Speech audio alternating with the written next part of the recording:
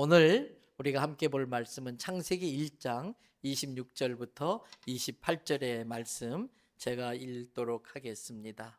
창세기 1장 26절 하나님이 이르시되 우리의 형상을 따라 우리의 모양대로 우리가 사람을 만들고 그들로 바다의 물고기와 하늘의 새와 가축과 온 땅과 땅에 기는 모든 것을 다스리게 하자 하시고 하나님이 자기 형상 곧 하나님의 형상대로 사람을 창조하시되 남자와 여자를 창조하시고 하나님이 그들에게 복을 주시며 하나님이 그들에게 이르시되 생육하고 번성하여 땅에 충만하라 땅을 정복하라 바다의 물고기와 하늘의 새와 땅에 움직이는 모든 생물을 다스리라 하시니라. 아멘. 할렐루야. 오늘 또 저와 여러분의 가정, 자녀 그리고 하는 모든 일들마다 하나님의 도우시는 손길로 함께 하시길 주님의 이름으로 축복합니다. 또 이 자리를 사모하지만 몸이 아파서 병상에 있다든지 또 부득이하게 함께하지 못해서 있는 곳에서 영상으로 예배드리는 우리 성도들에게도 같은 은혜로 함께 하시길 주님의 이름으로 축복합니다. 여러분은 예수님이 메시아 구세주 즉 그리스도이시며 살아계신 하나님의 아들이신 걸 믿으십니까? 네.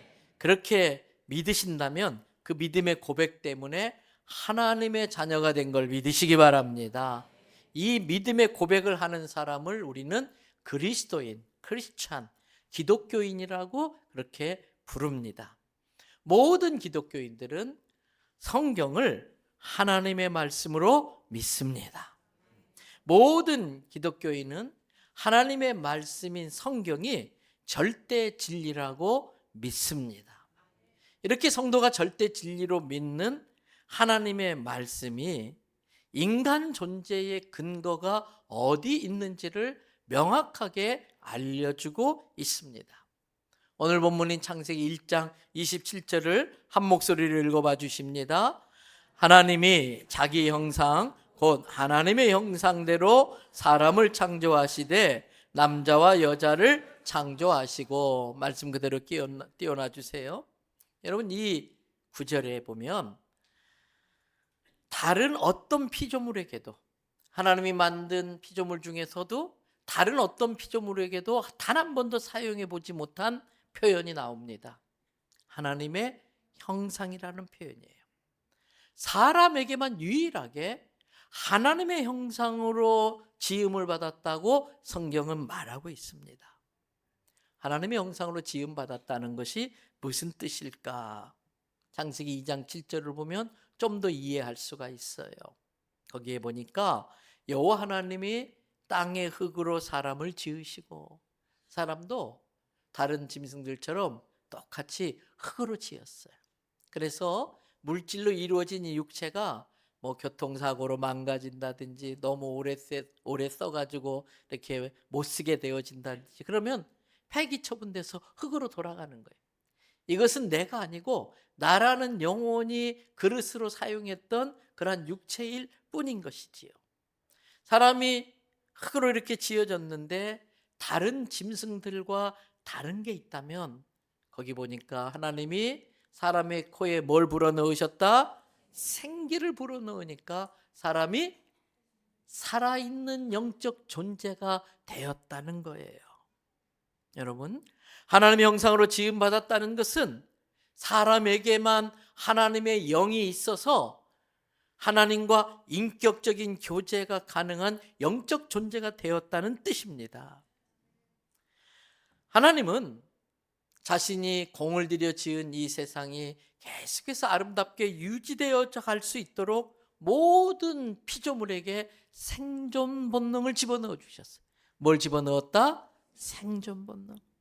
식물도 동물도 이 생존 본능이 있어서 온갖 어려움을 다 극복하고 자기 생명을 유지하며 생존해 가기 때문에 이 세상이 이렇게 아름답게 유지될 수 있는 것입니다.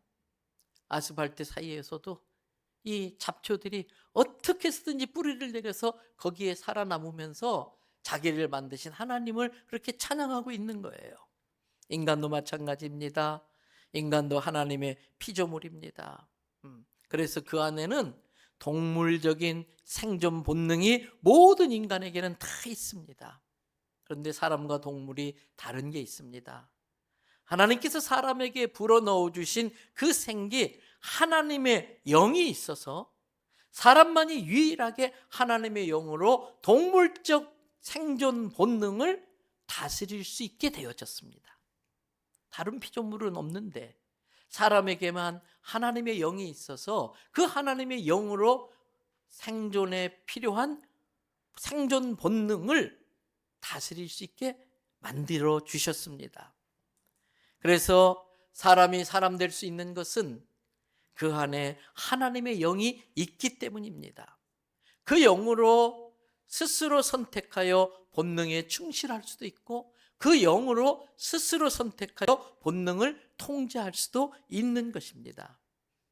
사람이 이렇게 스스로 옳고 그름을 생각해보고 옳고 그름을 판단해보고 스스로 옳은 것을 결정할 수 있는 그러한 능력을 자유의지라고 말을 합니다. 하나님이 이 자유의지를 우리에게 주셨기 때문에 사람은 사람이 될 수 있는 것입니다. 그런데 이 자유의지에는 그 자유의지를 가지고 선택한 것에 대한 결과를 책임도 져야 한다는 것이 붙어 있습니다. 여러분, 그래서 사람들은 하나님을 자기의 창조주로 깨닫고 하나님이 주신 그 자유의지를 가지고 하나님을 사랑하고 찬양하며 하나님께 영광을 돌리며 살아가게 창조되어졌어요. 그런데 안타깝게도 사람들이 이 자유의지를 잘못되는 곳에 사용할 때도 종종 있어요. 하나님이 주신 이 귀한 인간을 인간답게 하는 이 자유의지를 잘못된 곳에 하나님의 뜻에 맞지 않게 사용할 때도 종종 있다는 것입니다. 종종 사람들이 이 자유의지를 하나님이 우리를 위해 정성을 들여 만들어 주신 이 세상을 파괴하는데 사용하기도 합니다. 하나님이 만든 창조 질서를 파괴하는 대표적인 사례가 하나님이 정해주신 성적 정체성을 파괴하는 것입니다. 오늘 본문인 27절을 다시 한번 보십시오. 하나님이 자기 형상 곧 하나님의 형상으로 사람을 창조하시되 어떻게 창조하셨다? 남자와 여자로 창조하시고. 여러분, 인간이 세상을 오염시켜서 또는 스트레스 받아서 또는 이런저런 이유 때문에 돌연변이는 간혹 있을 수 있지만 하나님은 이 세상에 사람을 만들 때에 남자와 여자라고 하는 이성으로 만들어 주셨어요. 하나님은 이렇게 남자와 여자로 만드셔서 그들로 하여금 생육하고 번성하라고 말씀하셨습니다. 창세기 1장 28절을 보세요. 같이 한번 또 읽어보겠습니다. 하나님이 그들에게 복을 주시며 하나님이 그들에게 이르시되 생육하고 번성하여 땅에 충만하라. 땅을 정복하라. 바다의 고기와 공중의 새와 땅에 움직이는 모든 생물을 다스리라 하시니라. 그래서 하나님의 생육하고 번성하라고 하는 이 명령에 절대 순종하기 위해서 사람은 하나님이 정해주신 남자와 여자라는 성적 정체성에 충실해야 됩니다. 그 충실의 극치가 결혼입니다. 여러분, 창세기 2장 24절 말씀 보세요. 이러므로 남자가 부모를 떠나 그 아내와 합하여 둘이 한 몸을 이룰지로다 그랬어요. 여러분, 남자와 여자가 결혼을 해서 가정을 이루어도요, 피 한 방울 섞이지 않았어요. 그래서 그 결혼만으로 완전한 가정이 되지는 않습니다. 그런데 한 몸을 이룸으로 말미암아 우리에게 나타나는 결과가 내가 사랑하는 사람을 닮은 피규어가 나와요. 내가 사랑하는 사람을 닮은 조그만한 아기가 태어나요. 그래서 그 자녀를 통해서 피 한 방울 섞이지 않는 아내와 남편이 하나로 연결되어지는 거예요. 우리 교회도 그렇습니다만 종종 어떤 가정은 그렇게 원해도 자녀가 없는 가정이 있어요. 하나님의 뜻이 어디에 있는지 모르지만 아직까지 자녀가 주어지진 않아서 그런 가정은 많이 힘들겠지요. 그렇게 자녀가 없는 가정은 그 가정이 더 건강해지고 깨지지 않고 온전해지려고 한다면 자녀가 있는 어떤 가정들보다도 부부끼리 더 잘 마음을 합하려고 하고 사랑하려고 하고 가정을 지키려고 훨씬 더 많이 노력을 해야 돼요. 요즘에 딩크족이라는 게 유행을 해요. 아기 낳는 거 힘드니까 안 낳겠다. 아기 낳는데 돈 많이 드는데 내가 애써 번 돈을 나를 위해 써야지 왜 아기 위해서 써? 그러면서 아기를 안 낳으려고 그래요. 그러면서 어르신들이 얘야 젊을 때는 그렇게 생각할 수 있을지 모르지만 나이 들어봐라 후회한다. 애는 꼭 낳아야 된다. 그래도 아니 나는 달라요. 나는 절대 후회하지 않을 거예요. 천만의 말씀이요. 나중에 보십시오. 다 후회하게 돼 있어요. 후회하는 사람이 얼마나 많은지 몰라요. 여러분, 생육하고 번성하라는 게 하나님의 뜻이라는 걸 깨달으시기를 바랍니다. 그런데 지금 대한민국 국회에서는 이 하나님의 창조 질서를 파괴하는 엄청난 일이 벌어지고 있습니다. 진보당 국회의원 4명, 조국혁신당 국회의원 3명, 기본소득당 국회의원 1명, 더불어민주당 국회의원 1명, 무소속 국회의원 1명, 모두 10명의 국회의원들이 포괄적 차별금지라는 명분을 내세워서 차별금지 법안을 발의해 놓고 있어요. 여러분, 이 포괄적이라는 단어가 정말 무서운 단어입니다. 코에 걸면 코걸이, 귀에 걸면 귀걸이가 되는 게 바로 이 포괄적 차별금지법이라는 거예요. 이 법을 발의한 대표자는 1995년생 올해 31살 된 전에 진보당 소속의 손솔이라는 의원입니다. 2020년 민중당 비례대표 후보로 출마했다가 낙마했습니다.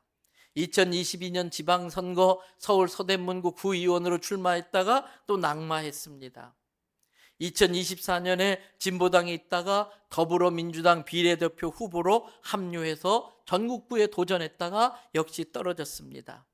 그런데 작년에 민주당의 비례대표 국회의원 중에 위성락 씨, 강유정 씨 이 두 의원이 지금 정부의 청와대로 자리를 옮기면서 의원직을 내려놓게 되자 순서에 따라 그 비례대표 의원직을 승계받은 21대 대선의 최고 수혜자가 그래서 국회에 들어간 사람이 이 손솔이라는 사람이에요. 여러분, 이 손솔 의원이 대표 발의한 이 차별금지법 법안은 지금까지 발의되었었던 차별금지법보다 10배는 더 강력합니다. 그 법에 의하면 신앙에 상관없이 양심에 따라 또는 우리 그리스도인들은 신앙의 자유에 따라 성경에서 동성애는 죄라고 합니다 이렇게 말한다든지, 동성애는 비정상적인 것으로 보여집니다 말한다든지, 동성애는 비윤리적입니다 이런 말을 하면은 혐오 행위로 규정해 가지고 법적인 처벌을 하게 되어 있어요.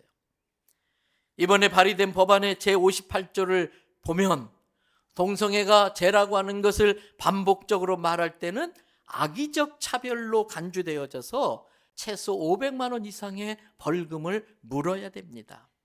만약에 저 같은 목회자가 반복적인 동성애는 성경의 죄라고 합니다 라고 설교할 때에 한 100명이나 또는 1000명 혹은 그 이상의 인원이 집단적으로 소송 제기를 하면 그 배상액이 적어도 몇 억에서 수백억 규모로 늘어날 수 있는 법안입니다.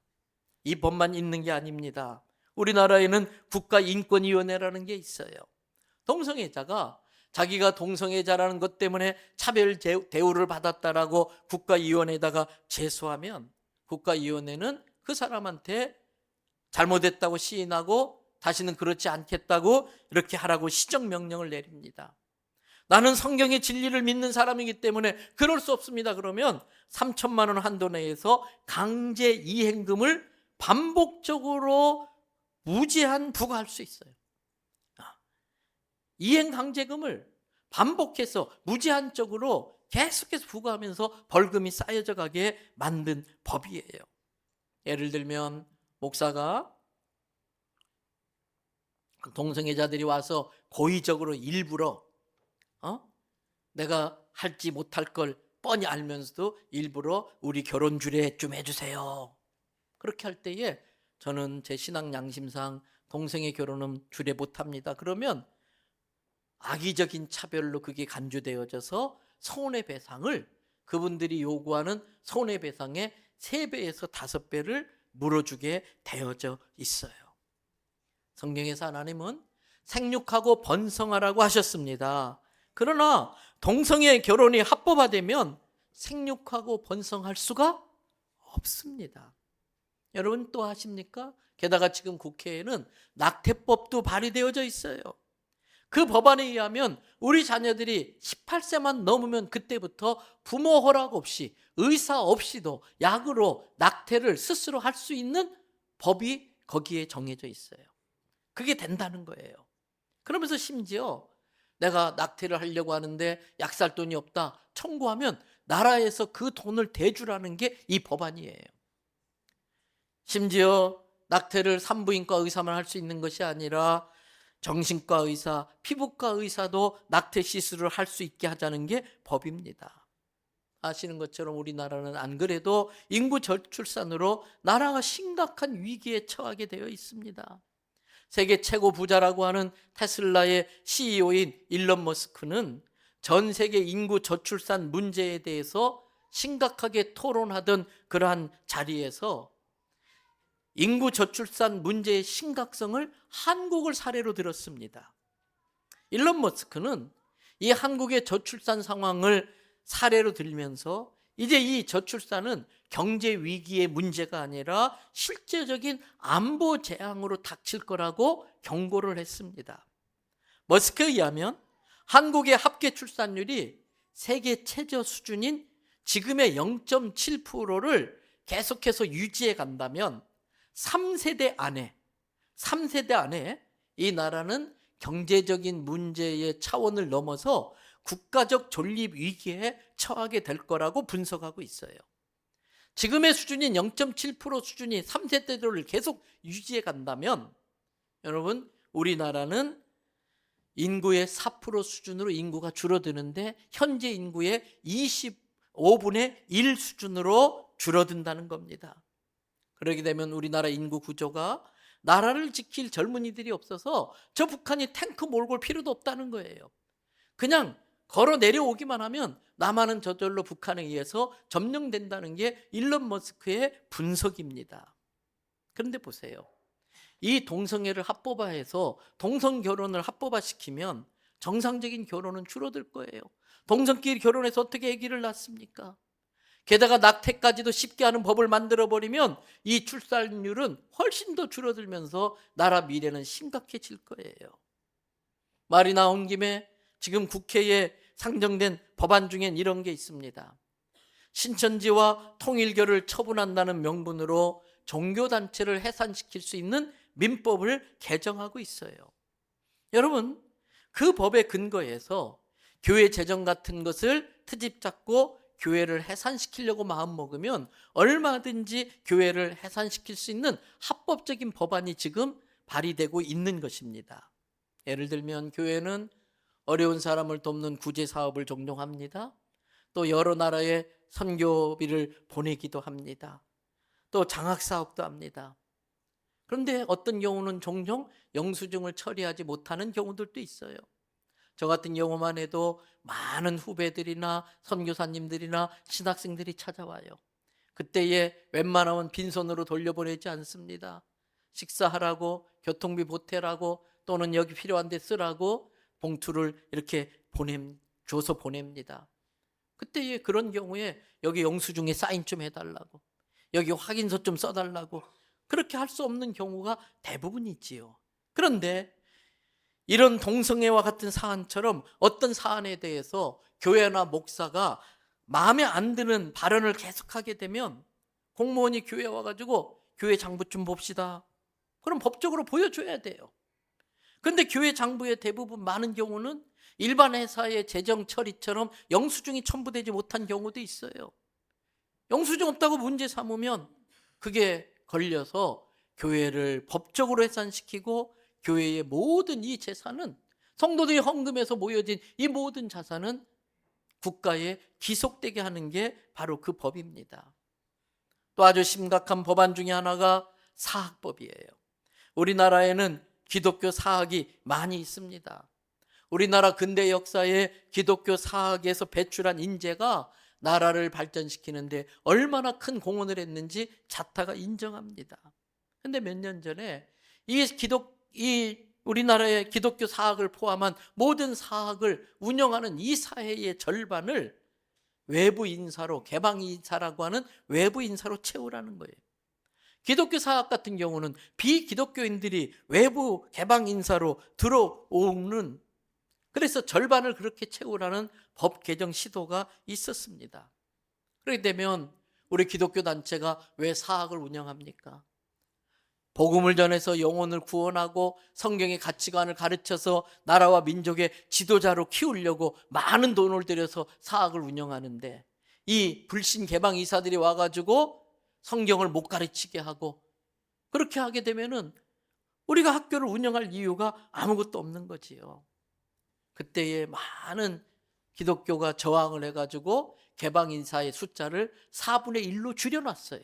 겨우겨우 타협을 해서.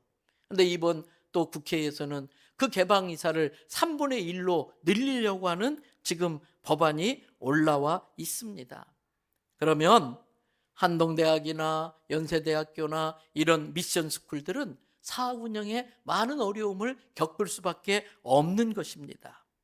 성도 여러분, 국회 홈페이지에 들어가서 회원으로 가입하시고 이번 법안들에 대해서 분명한 반대 의사를 표해 주셔야 됩니다. 지금 국회 홈페이지에는 성경적 가치관과 맞지 않는 법안이 자그마치 70여 개가 올라와 있어요. 나라를 위해서 우리가 새벽마다 기도하지요. 그러나 기도하는 걸로 다 했다고 하면 안 됩니다.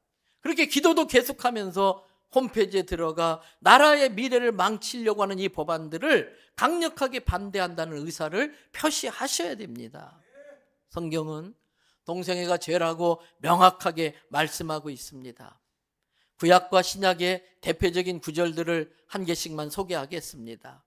먼저 구약에서 레위기 20장 13절 말씀, 다 같이 함께 읽어봅니다. 누구든지 여인과 동침하듯 남자와 동침하면 둘 다 가증한 일을 행함인즉 반드시 죽일지니 자기의 피가 자기에게로 돌아가리라. 또 신약 성경에도 많은 구절이 있지만 그중에 대표적인 로마서 1장 26절 27절을 보세요.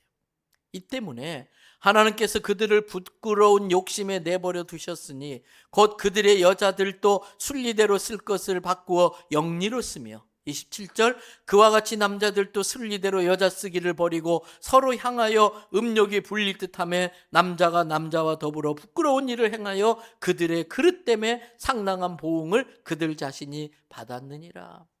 남자와 남자가 그런 행위를 할 때에 그것에 상당한 보응이 분명히 있다고 성경은 이야기해요. 여러분, 우리가 진리로 믿는 성경이 동성애는 죄라고 분명하게 말하고 있습니다. 여기에서 우리는 오늘 제가 설교의 제목으로 내세운 것처럼 차별과 분별에 대해서 잘 판단하셔야 돼요. 차별과 분별을 잘 어떤 의미인지를 알아야 돼요. 어떤 이유로든 사람을 차별하는 것은 나쁜 겁니다. 그래서 대한민국 헌법 제11조 1항에서는 이렇게 되어 있어요. 모든 국민은 법 앞에 평등하다. 누구든지 성별, 종교 또는 사회적 신분에 의하여 정치적, 경제적, 사회적, 문화적 생활의 모든 영역에 있어서 차별을 받지 아니한다. 이렇게 명확히 규정해 놓고 있습니다. 이 규정이 있기 때문에 대한민국 국민은 동성애자를 포함해서 누구든지 차별받지 않고 법으로 보호받으며 살아갈 수 있는 거예요. 그런데 아셔야 됩니다. 이 법에 따라 누구든지 차별받지 않고 살기 위해서는 필요한 것이 있습니다. 그게 분별입니다. 분별. 옳고 그름을 분별할 줄 모르면 그름을 합법적으로 법으로 만들어서 옳음을 합법적으로 차별할 수가 있어요. 옳고 그름을 우리가 분별할 줄 모르면 그름을 법으로 만들 수 있도록 방치하는 것이 되고, 그렇게 만들어진 법은 옳음을 합법적으로 차별할 수 있다는 겁니다. 그래서 차별과 분별이 뭐냐? 동성애자들을 사랑으로 품어야지 차별해서는 안 됩니다. 그러나 동성애를 분별해서 수용해서는 안 되는 겁니다. 동성애자들도 차별받아서는 안 되지만 그들이 일반화하려고 하는 그 동성애가 죄라는 것과 그것이 가져오는 앞에서 말한 인구 절벽 같은 국가적인 피해를 분별할 줄은 알아야 된다는 겁니다. 안타깝게도 지금 많은 국민들이 차별금지법의 내용을 모르고 있어요. 차별금지법 안에 교묘하게 숨어 들어가 있는 이 동성애와 동성결혼을 합법화시키려고 하는 이것을 모르고 있어요. 그래서 차별금지란 말이 얼마나 좋은 말입니까? 차별을 금지해야지요. 차별하면 안 되지요. 근데 이 차별금지란 말에 현혹되어 가지고 그 차별금지법의 내용도 분별하지 못하면서 그대로 다 받아들이려고 하고 있어요. 그래서 그 내용을 아는 우리 기독교인들이 이 법을 반대할 때에 저 기독교인들은 맨날 사랑 이야기하면서 사랑이 없어, 위선자야, 나쁜 사람들로 지금 매도하고 있는 겁니다. 다수의 사람들이 이 차별금지란 말에 현혹되어져서 분별하지 못하는 상황이 되고 있습니다. 여러분, 적어도 우리들은 그래서는 안 됩니다. 예수님께서 마태복음 10장 16절에 뭐라고 말씀하셨는지 보세요. 같이 한번 읽겠습니다. 보라, 내가 너희를 보냄이 양을 이리 가운데로 보냄과 같도다. 그러므로 너희는 뱀같이 지혜롭고 비둘기같이 순결하라. 성도가 비둘기같이 순결한 사랑을 하는 건 당연한 것이지만 뱀같이 지혜로운 분별력이 없어서 잘못된 사랑을 하면서도 순결한 사랑을 하는 것으로 착각할 수 있다는 거예요. 잘못된 사랑을 하면서도 뱀 같은 지혜가 없어서 그게 순결한 사랑인 줄 착각할 수 있다는 거예요. 여러분, 아이들이 너무나 귀하지요. 아이들 우리가 사랑해요. 그런데 잘못된 사랑으로 사랑하면 그것이 아이들을 잘못되게 만들어요. 아이들을 사랑하지만 사랑하는 법을 바로 알아야 돼요. 잘못된 방법이 아니라 바른 방법으로 아이들을 사랑할 때에 때로는 매를 들 수도 있는 것입니다. 그게 아이를 잘못되지 않게 하는 것이지 않습니까? 예를 들면은 청소년 시절은 감수성이 굉장히 예민합니다. 그런데 여학생들이 학교에서 남자처럼 좀 걸크러쉬한 아주 당찬 선배 언니가 있으면 대단해 보이고 존경스러워 보이고 그 언니 좋아하게 되고 그 언니 따라다니게 돼요. 남학생들 경우도 늘 힘이 없어서 늘 의젓터지고 당하기만 하는데 어떤 선배가 딱 나와가지고 자기를 보호해주고 그 후배를 챙겨주면 그 후배는 그 선배를 따르며 그 선배에게 잘 보이고 싶고 좋아하고 싶은 마음이 당연히 생기지요. 여러분, 그것을 호감이라고 하는 것이지 그게 동성애는 아닌 거예요. 그건 호감이지 동성애가 아니에요. 그런데 차별금지법이 통과되어서 동성애가 법적으로 보호받고 동성애를 죄라고 말하는 사람을 처벌하면은 이 사회적인 분위기가 동성애가 당연시되어져요. 그때의 감수성 예민한 시절의 청소년들이 그 호감을 동성애인 줄 오해하게 돼요. 그래서 나는 동성애자로 태어났나 보다, 나는 왜 이렇게 태어났을까 막 괴로워하고 힘들어하고 심지어는 극단적인 선택을 하는 경우도 생겨나지 않습니까? 성도 여러분, 차별은 해서는 안 되지만 분별은 할 줄 알아야 돼요. 우리는 동성애자들도 사랑해야 합니다. 그들을 품어야 됩니다. 그러나 동성애를 일반화하자고 하는 그 법안까지 받아들여져서는 안 되는 겁니다. 그건 분별력을 갖고 걸러내야 되는 거예요. 이렇게 동성애와 동성결혼 합법을 하자는 사람들을 반대하면은 이 동성애를 주장하는 사람들은 동성애자들의 인권이라는 걸 들고 나와요. 이 동성애자들도 인권이 있지 않느냐? 그들의 인권도 지켜줘야 되는 거 아니냐? 맞는 말이지요. 당연히 동성애자들의 인권도 보호받아야 됩니다. 그렇다고 또 신앙이 없어도 양심의 자유를 따라서 동성애를 받아들이지 않는 다수의 사람들을 법까지 만들어서 처벌하려고 한다면 그것이야말로 동성애를 반대하는 다수의 사람들이 차별받는 것이 됩니다. 차별금지법이 오히려 다수의 사람들을 차별하는 법으로 작용할 수 있다는 것입니다. 저는 늘 의아하게 생각하는 게 있습니다. 그렇게 동성애자들의 인권을 중요시하는 사람들이, 그렇게 틈만 나면 동성애자들의 인권을 주장하는 그 사람들이 왜 저 북한에서 그 오랜 세월 동안 인권을 유린당하고 있는 우리 동족들에 대해서는 왜 이렇게 무관심한지 이해가 안 돼요. 오히려 탈북자들이 우리의 일자리를 뺏어간다 하면서 어리숙하게 봐가지고 탈북자들을 사기치고 이용할지언정, 그렇게 당하는 이 북한 동족들과 이 탈북자들의 인권에 대해서는 왜 말 한마디 안 하는 거예요? 또 여러분, 그렇게 보편적 인권을 부르짖으면서 평생 얼굴에 시커먼 천을 뒤집어 쓰고 햇빛 바라보지 못하고 살아야 되는 이슬람의 여인들의 인권에 대해서는 왜 한마디 말도 못하는지, 그들의 논리와 상식과 주장을 받아들일 수가 없습니다.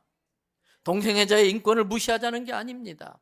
동성애자들의 인권도 보호받아야 하지만 우선순위를 동성애자들보다도 훨씬 더 숫자가 많은 북한 동족들의 인권에 더 우선적으로 관심을 가져야 되는 거 아닙니까? 여러분, 다수의 동성애 반대자들이 오히려 차별받는 법안을 만들어지는 것은, 이 법안이 만들어지는 것은 논리적으로 상식적으로 맞지 않다는 말을 하는 거예요. 그리고 이미 지금 있는 여러 가지 헌법과 기본법을 통해서 동성애자들도 기본적인 인권을 얼마든지 보호받을 수 있어요. 그런데 굳이 다수의 그 반대자들이 있는데 다수의 반대자들의 인권까지 차별하면서 이 법을 만들고 이렇게 국가적인 갈등을 일으킬 필요가 있느냐는 거예요. 여러분, 이번에 발의된 차별금지 법안에는 오히려 다수에 대한 처벌을 합법화시키는 심각한 잘못이 들어있다는 걸 분별하시기를 바랍니다. 성도들도 오류에 빠지면 안 됩니다. 우리는 하나님의 사랑으로 동성애자들도 하나님의 사랑을 받아야 될 자격이 있는 하나님의 자녀라는 것을 알고 그들을 품어야 됩니다. 그들의 인권도 소중히 지켜주시기 바랍니다. 그러나 동성애를 일반화하고 합법화해서 동성간 결혼까지 하려는 시도는 어떻게 해서든 막는 일에 앞장서시기를 바랍니다. 동성애와 동성애 결혼 합법화는 우리가 믿는 하나님의 창조 질서에도 맞지 않고 앞에서 말씀드린 것처럼 인구 저출산으로 나라의 위기를 맞게 하는 심각한 국가적 상황이 처하기 때문에 반대해야 되는 것입니다. 하나님이 주신 영은 거룩한 하나님의 영입니다. 이 거룩한 하나님의 영은 사람이 죄를 지으면 이 영이 죽어버립니다. 여러분, 하나님의 영이 그 안에 있어서 동물과 구분될 수 있었던 인간이 죄로 말미암아 하나님의 영이 죽어버리면 아주 월등한 능력을 지닌 짐승에 불과할 뿐입니다. 그래서 죄로 하나님의 영이 죽어버린 인간은 종종 짐승만도 못한 짓을 하기도 합니다. 인류 역사를 보면 제국이 멸망할 때 외부에서 온 세력에 의해서 멸망한 경우는 거의 없습니다. 대부분의 제국들은 한참 번성하고 잘 나가던 그 과정에 사치에 빠져들기 시작하고 점점 쾌락에 빠져들면서 내부적인 타락으로 멸망해 갔다는 걸 역사가 보여줍니다. 여러분, 이 거대한 망하지 않을 것 같은 제국들이 쾌락주의에 빠져들면은 스스로 자멸해서 내부적으로 무너져 망한다는 거예요. 그런데 쾌락의 끝은 성적인 타락입니다. 성적 타락의 끝은 동성애입니다. 그렇게 해서 죄로 영이 죽은 인간은 짐승만도 못한 짓을 하는 겁니다. 그런데 본인들도 그런 짓을 할 때에 뻘쭘하잖아요. 맨정신으로 안 되잖아요. 그렇기 때문에 마약의 기운을 빌리기도 합니다. 여러분, 지금 세계의 많은 나라들은요, 우리나라보다 먼저 동성애와 마약의 바람이 불고 갔어요. 그 폐해가 얼마나 심각한지를 이제 시간이 지나면서 모두가 눈에 뻔히 보이기 때문에 지금 많은 나라들은 온 나라의 힘을 이렇게 동원해가지고 동성애와 마약을 막으려고 혈안이 되어 있어요. 그런데 마치 우리나라는 막차 탄 느낌이에요. 대한민국 국회에는 오히려 동성애를 적극 수용하려고 합니다. 그러다 보니 지금 한국 사회에는 동성애와 마약이 밀물처럼 밀려들고 있어요. 여러분, 이대로는 나라의 미래가 없습니다. 이럴 때 성경적 가치관으로 옳고 그름을 분별할 줄 아는 그리스도인들이 중심이 되어서 잘못된 것을 바로 잡아야 하는 것입니다. 우리가 믿는 참된 진리인 성경의 가르침에 따라 동성애를 합법화하는 걸 막아야 됩니다. 낙태 합법화법을 막아야 되고 사업법을 다시 개정해서 기독교 사학을 지켜내야 됩니다. 여러분, 그래서 이번 토요일 날 전국적으로 차별금지법 반대 집회를 기독교를 중심으로 이제 시작을 합니다. 서울에서는 영락교회 김은성 목사님이 대표를 맡아서 하시고요. 부산에서도 이번 토요일 2시 부산역 광장에서 부산의 모든 부산 기독교 청년합회, 또 성시와 운동본부, 이런 모든 단체가 이번엔 똘똘 뭉쳐서 이 집회를 하는데 저보고 설교를 해달라고 요청이 왔어요. 제가 극구 사양했습니다. 저보다 훌륭하고 대단한 선배님들이 많이 계신데 제가 감히 어떻게 그런 자리 씁니까? 사양을 했어요. 그랬더니 선배들과 많은 후배들이 임 목사가 그래도 교단 총회장도 했고 부산에서는 한교총 공동대표를 맡았던 유일한 사람이고 임 목사가 해야 된다, 사양하다가 제가 조금이라도 보탬이 될 수 있다면 알겠습니다. 그리고 순종하고 설교를 맡기로 했어요. 많은 부담감이 있어요. 여러분, 또 많은 공격이 있을지도 모르겠어요. 저를 위해서 기도해 주시길 바랍니다. 개인이 살고, 가정이 살고, 사회가 살고, 나라가 살고, 인류가 사는 유일한 길은 우리 예수 그리스도의 십자가 죽음과 부활로 마련해 주신 복음밖에 없는 줄로 믿습니다. 죄로 죽은 영을 살릴 수 있는 유일한 분은 하나님밖에 없습니다. 하나님은 십자가에서 자기 독생자 예수 그리스도의 생명을 우리 죄값으로 대신 지불하게 하셨어요. 그리고 말씀하셨습니다. 요한복음 3장 16절 다 같이 함께 읽겠습니다. 하나님이 세상을 이처럼 사랑하사 독생자를 주셨으니 이는 그를 믿는 자마다 멸망하지 않고 영생을 얻게 하려 하심이라.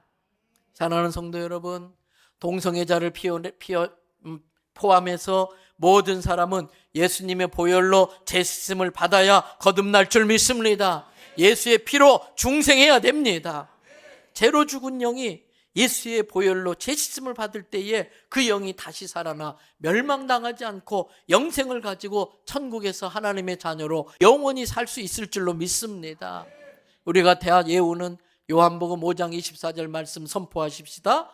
내가 진실로 진실로 너희에게 이르노니 내 말을 듣고 또 나 보내신 이를 믿는 자는 영생을 얻었고 심판에 이르지 아니하나니 사망에서 생명으로 옮겼느니라. 이 복음의 능력으로 동성애자들을 구원해내고 나라를 부강한 나라로 만들어서 속히 통일된 이 나라의 힘으로 땅끝까지 복음을 전하여 우리 주님이 다시 오실 그 길을 예비하는 우리 민족, 우리나라 되기를 주님의 이름으로 축복합니다. 이 일에 우리 교회 성도들과 우리 교회가 중심에 서서 하나님께 쓰임받는 영광을 누리는 우리가 되길 주님의 이름으로 축복합니다.